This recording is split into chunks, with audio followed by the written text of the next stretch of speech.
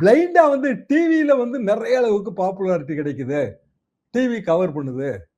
அதுல விஜய்க்கு பெரிய அளவுக்கு ஓட்டு வரும். இது பைத்தியக்காரத்தனமான கற்பனை. டிவி ஏன் கவர் பண்ணுதுன்னா, டிவிக்கு வியாபாரம் ஆகுது கவர் பண்றாங்க. அவ்வளவுதான். ரொம்ப சிம்பிள் தாங்க. ஏங்க பத்திரிக்கையில எப்படிங்க செய்தி போட்டோம்? தினத்தந்தியில வந்துங்க எழுதப்படாத விதியே உண்டு.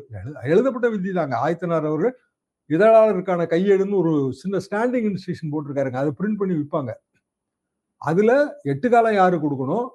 4 காலம் யாரு குடுக்கணும்? 3 காலம் யாரு குடுக்கணும்? 2 காலம் யாரு குடுக்கணும்? சிங்கிள் காலம் யாருக்கு குடுக்கணுங்கிற வரைக்கும் இருக்கு.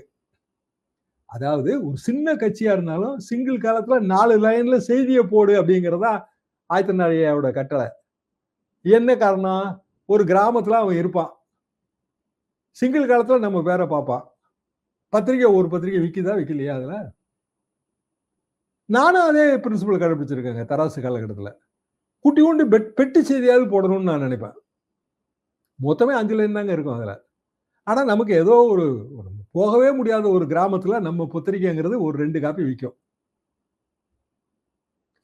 ஆக மொத்தத்துல சில செய்திகள் வியாபார அடிப்படையில வருங்க. சில செய்திகள் சமுதாய அடிப்படையில வரும். சில செய்திகள் விழிப்புணர்வா வரும்.